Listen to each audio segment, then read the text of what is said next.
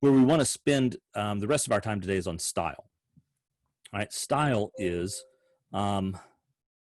defined pretty straightforward. It just means picking the best expressions or phrases that will help move your audience toward that telos, that thesis. Okay, so it's basically selecting the best expressions and phrases that will help move a specific audience toward the telos of the artifact.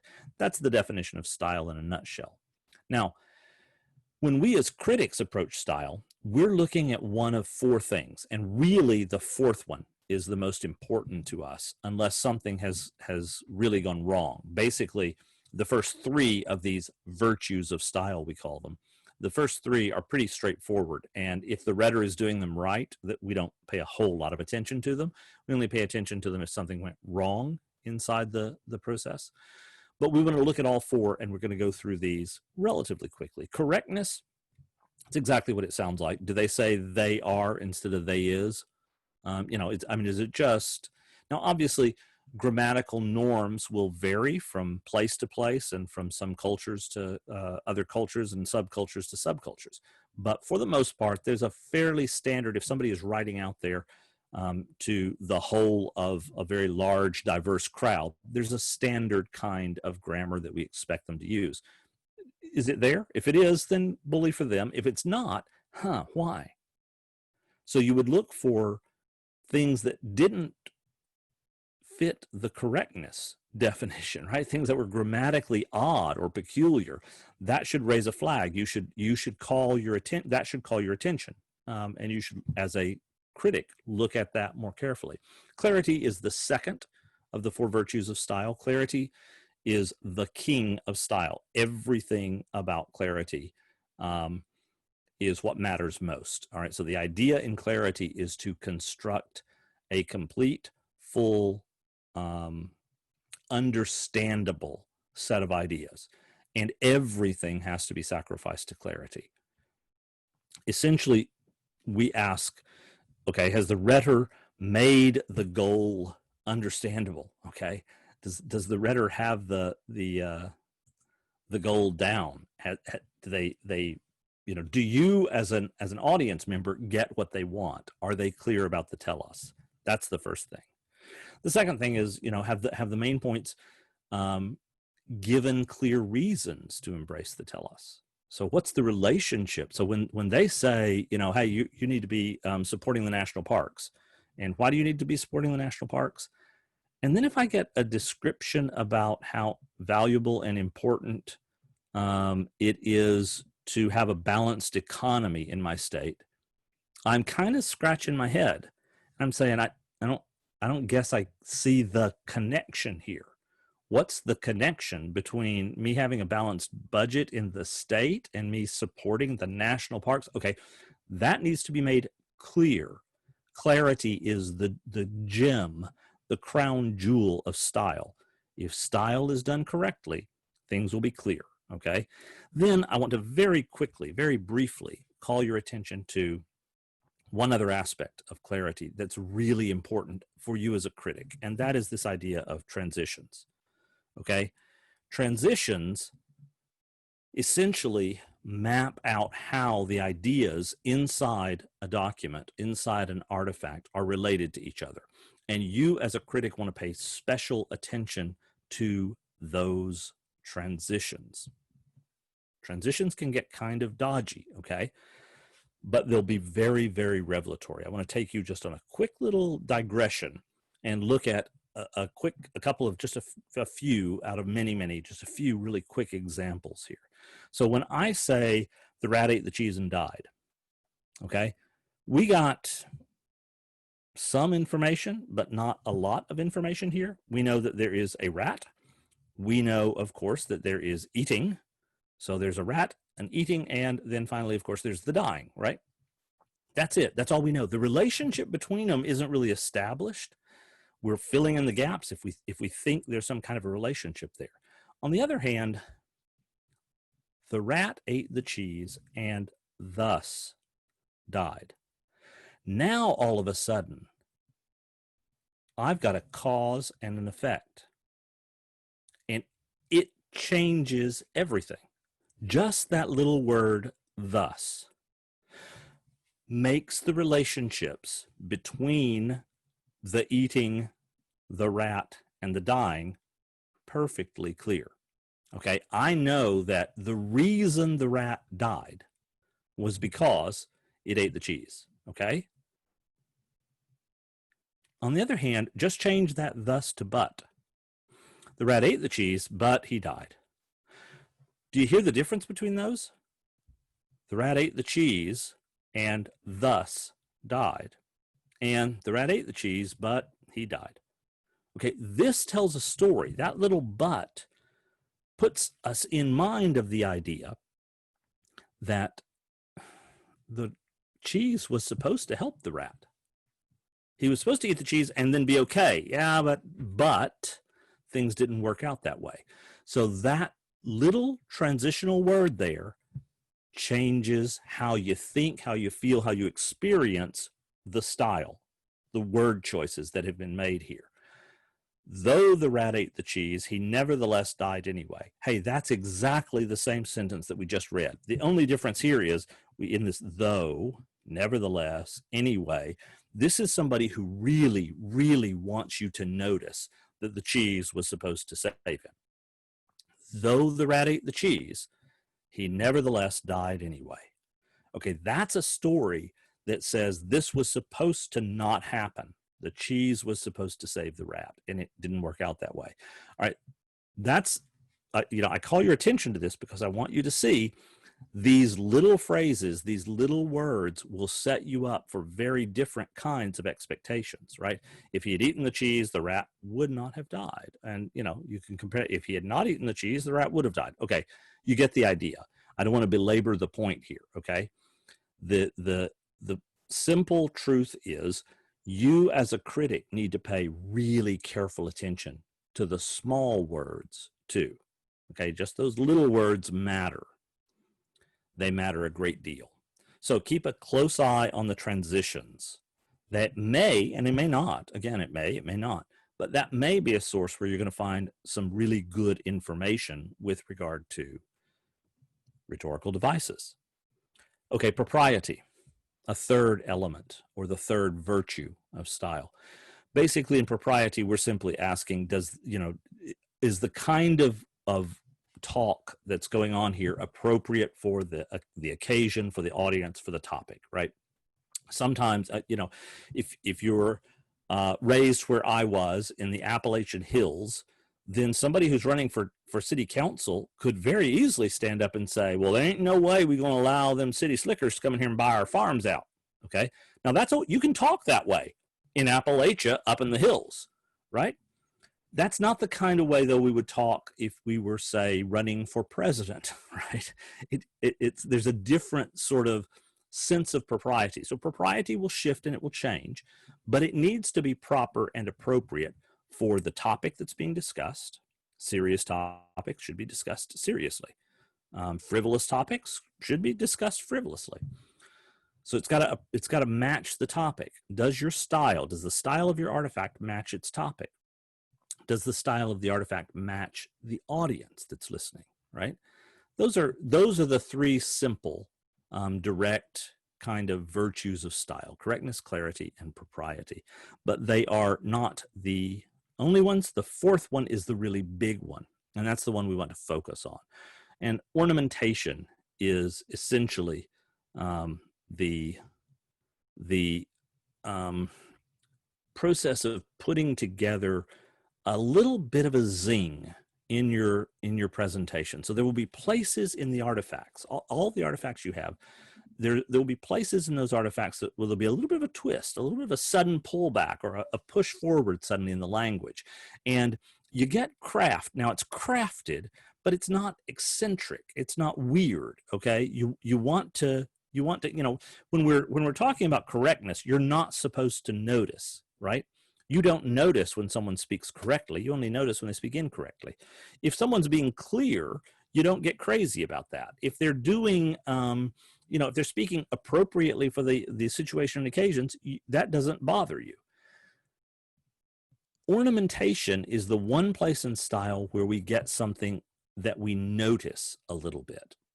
Now, here's the most famous, probably in the last 150 years, stylistic example, and it comes from an inaugural address by John Kennedy when he was elected president back in 63, or 60 rather. And he says this: ask not what your country can do for you, ask what you can do for your country. Okay, so that's a pretty clear, typical sense of something happening there. You can feel, you can sense the craft in that experience, right? That said, this is a device that's very specific. It's not a general feeling of craft. This is called antimetabole, okay? And antimetabole, your textbook, I think, uses the term antithesis.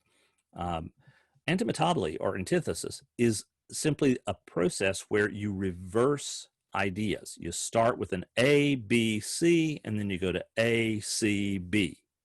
And it's that reversal of ideas that creates a certain kind of effect. So we have a name for that device, and we have literally hundreds of devices that have weird Greek names like that, okay? Because the Greeks made long, long lists of these devices and how they worked and what they accomplished, okay? It's one of the things they did with their lives in rhetoric. So literally, I'm telling you, there are hundreds of those devices. Okay, in this particular case, you can see what's happening here. You ask country for you, ask you for country. You feel, you can sense that reversal that's going on there. Here's another example of the same kind of antimetabole, of reversal. This is from Samuel Johnson. Integrity without knowledge is weak and useless, and knowledge without integrity is dangerous and dreadful. Okay, do you see it? Integrity, knowledge, knowledge, integrity. There it is. It's that reversal. Now, what does reversing that do? Well, it does a number of things. One thing it does is it creates a sense of progression, a sense of things being negotiable, that there's a possibility here. So by mixing the word order, we create for you a sense that you have a choice in this matter. So one of the ways that antimetabole works is to raise up in you a sense that you can do something here. You have power to make a choice. There's the example. That's antimetabole right there, and you can see the integrity swaps out with the knowledge, and there it is. But we're not done yet, okay? This device also carries something called juxtaposition. It's another stylistic device. Juxtaposition is when we line up things, usually in a sequence. We get an ABC followed by a 1, 2, 3, and we get that A1, B2, C3. They somehow are linked up or matched up in the way the discourse is structured. And what that does for us is it creates a sense that there is something weighted and common, or there's they're pulling against each other. In this case, weak and useless, dangerous and dreadful, these are all part and parcel of the same thing. So what we're getting here is juxtaposing very, very weak, terrible ideas. Now, what are those weak and terrible ideas? They're all grouped up there together. Well, if we look carefully one more time, it's very clear this is a statement that expects integrity and knowledge to come together. It expects those two to be linked up. You need both. So the expectation is we're linking up integrity and knowledge on one side.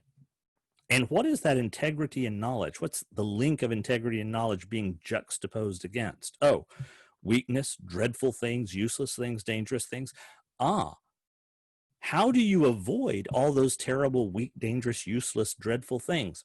By having a world where you are able to combine integrity and knowledge. That's how you do it. Okay, now that's a lot of stylistic stuff going on in there, all right? That's huge. There's no,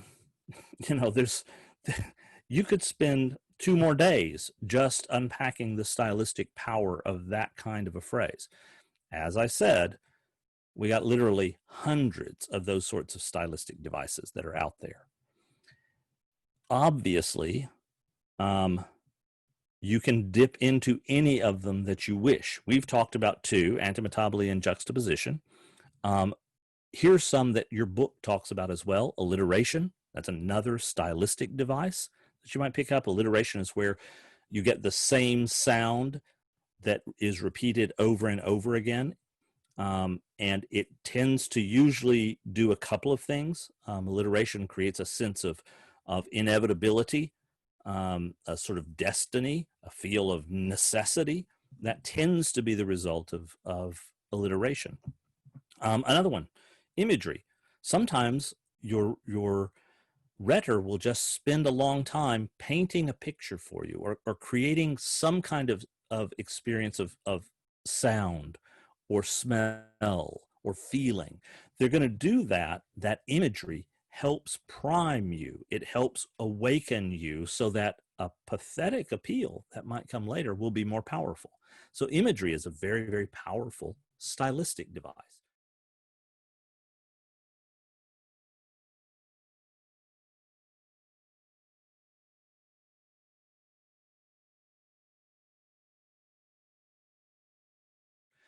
These are not things you can absolutely pull apart from each other. And you're absolutely correct to identify the fact that, hey, you know, if you've got a stylistic device and it's priming you for a pathetic appeal, isn't that happening somewhere in an arrangement? You know, do we draw all of that together? The short answer is, well, if you're very, very bold, you can try that. And I'm not going to say no. I just want you to understand that usually when you start trying to draw together and synthesize two or three different things, a rhetorical device of enthymeme, you know, so an ethical appeal, situated in a certain point in the arrangement of the speech, leading to or set up by imagery or personification. I mean, that gets really complicated. That's a lot of balls to keep in the air and juggle through in terms of getting the paper done. Can you do that? Sure. You can absolutely say, I want to talk about how this enthymeme happening at this point in the arrangement set up a very strong imagery, set up a very strong appeal where a stylistic device of imagery was especially powerful. Yes, you absolutely can do that. Go for it. On the other hand, hold in mind that you got to keep all of these up in the air. You got to explain all of them. You got to define all of them. You got to discuss how each one is operating with the other two, right? So it gets complicated in a hurry. Now, it doesn't mean it can't be done. And I do not want to say that you should not do it. But it doesn't have to be done that way either. You can say, I'm going to look at 3 enthymematic appeals, or I'm going to look at the way 2 ideas were juxtaposed against each other and how that related to personification. Okay, so we can pick 2 stylistic devices here and talk about how they're related to each other. You might simply say, I have 3 examples of personification in here, and I want to look at each of those 3 and talk about how personification is functioning in each of those moments to move the audience toward the thesis. Okay? So you can do anything across that spectrum. You can pick, my guess is that for the length you're working with, most of you are going to work with 2, maybe 3 examples of rhetorical devices. Probably most of you are going to have one kind of rhetorical device. You're going to pick 3 different enthymemes you're going to look at, or you're going to pick 2 different stylistic devices and 1 enthymeme, or you're going to talk about 2 enthymemes in terms of how things are arranged. Probably that's the kind of paper most of you are going to write. So you're going to be dealing with 2, maybe 3 most rhetorical devices. Don't overdo that. Don't go past that, certainly. But should you draw comparisons? You certainly can. Those tend to be really strong papers. Here's one of the things to remember as you set out to do your analysis. One of the things you want to remember is your analysis needs to have a sense of coherence. It's got to hang together itself. In other words, if you just give me 3 random logical appeals, but we never talk about how those logical appeals are related to each other or to anything else, then I basically got 3 small bits of information. I need you to draw it together. So I need some kind of synthesis there, some kind of way where you tell me how things are related to each other. But I don't want you to make it too complicated. All right? Don't get 5 things going here. You just won't have space to untangle that knot, right? They will get knotted up and you won't have the space to get them pulled apart.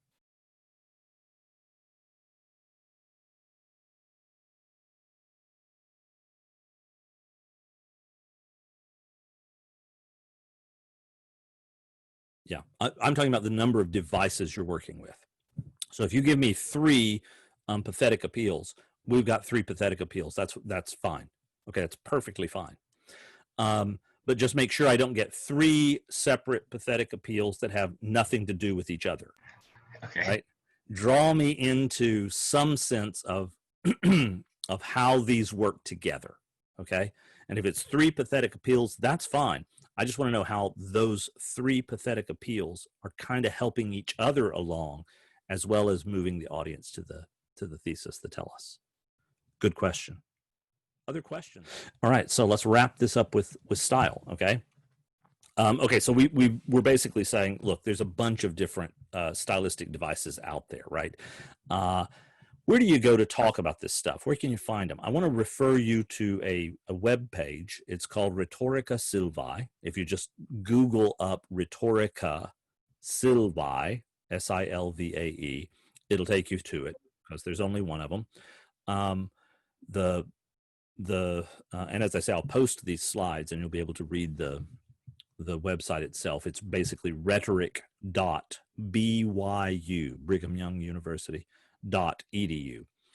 That's where you'll find the Rhetorica Silvae.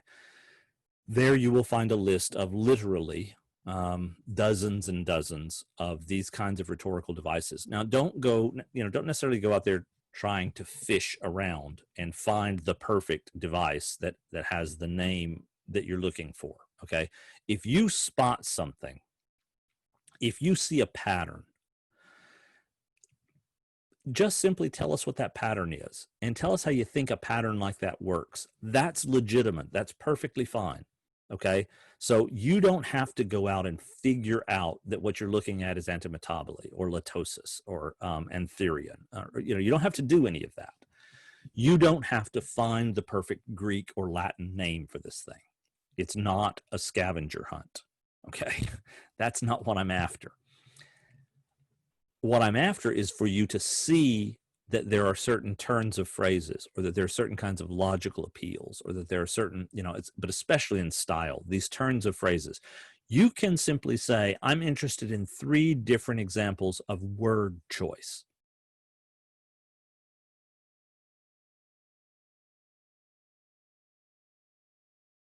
Because they are all word choices. And then you say, tell me what's the difference between choosing one word and another.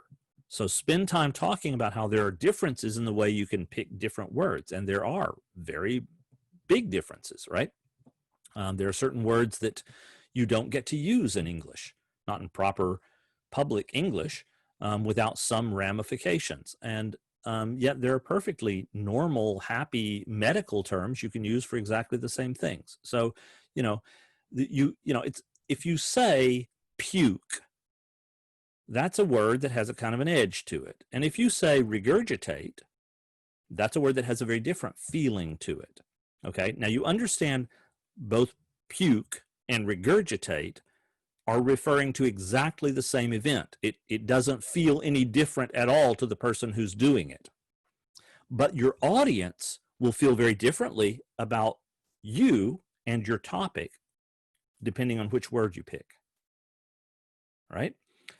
So word choice, it's perfectly legitimate generic title. So you are more than free to simply say, I'm interested in stylistic devices. I am going to concentrate on word choice. And I see these three things happening in the word choices this writer has made. That's perfectly fair. But if you want to look at some of the kinds of things that are out there, Rhetorica Silvae is a great place to go. Now, I'll give you a full warning. Rhetorica Silvae, I don't think they've updated it in 12 years, okay? So it's an old, cranky place. But if you just go in and you click on that list of names that you'll see over on the right, you'll recognize them. They're all like antimetabile. They're all these impossible to pronounce Greek words.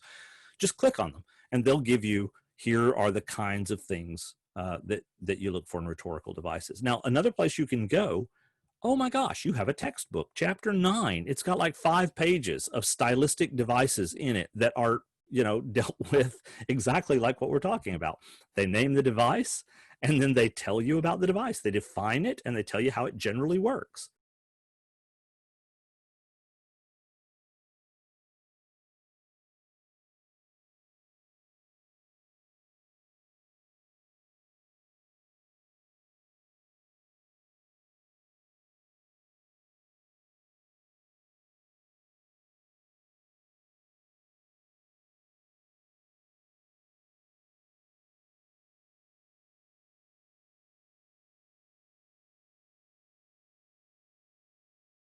Okay, so that's a great place to go. There's another book that's out there, The Handlist of Rhetorical Terms by Lanham. I think actually you can get some PDFs of this online for free. But again, don't spend a whole lot of time. And Lanham's rhetorical terms cover everything, not just style. So, you'd have to pick it up and be a little careful and make sure you're picking stylistic terms in there. But if you wanted to read up on those would be, I would say, 3 places you might go and poke around a little bit to get a sense of what it is, where you would want to go to find these stylistic devices. So a rhetorical device is an artistic or crafted use of language by a rhetor to move an audience toward the telos or purpose of the rhetorical artifact. Now, we said at the beginning, the rhetor makes artistic choices, that is, they choose to craft their language in 5 specific areas, and we've looked at 3 of those areas today. We've looked at invention, we've looked at arrangement, we've looked at style. I want to close out literally by just giving you a couple of words on the last 2.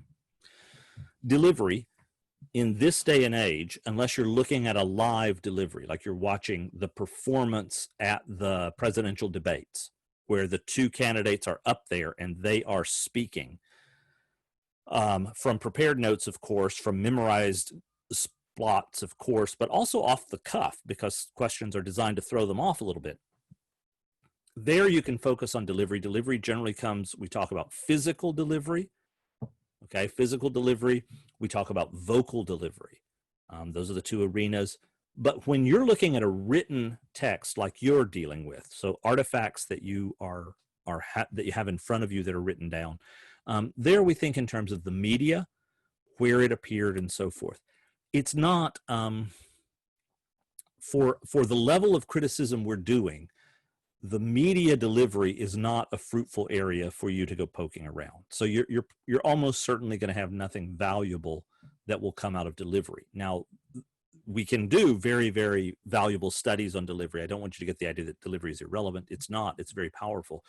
When we talk about the way, for example, messages are framed in social media versus the way messages are framed in marginal media, versus the way they're framed in mainstream media.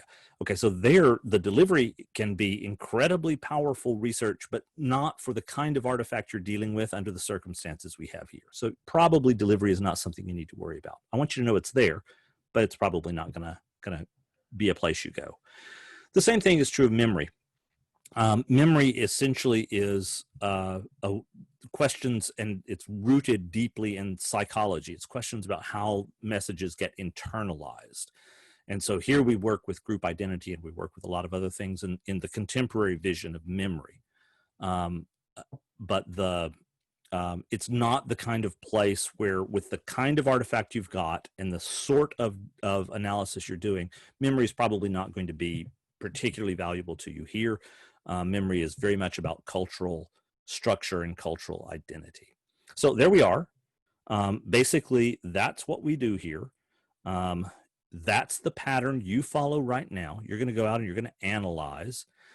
You're going to name the rhetorical device and tell how it functions, tell how that function is present in your specific artifact, and suggest, there it is again, just hint, suggest how that presence nudges the audience forward. That's analysis with the classical method, okay? So there's the basic intro for you. Go out, find yourself some rhetorical devices. And when you get those rhetorical devices going, define them. Talk about how they work, what they do. Then show them doing that in your artifact and just suggest how that helps the audience get to the thesis.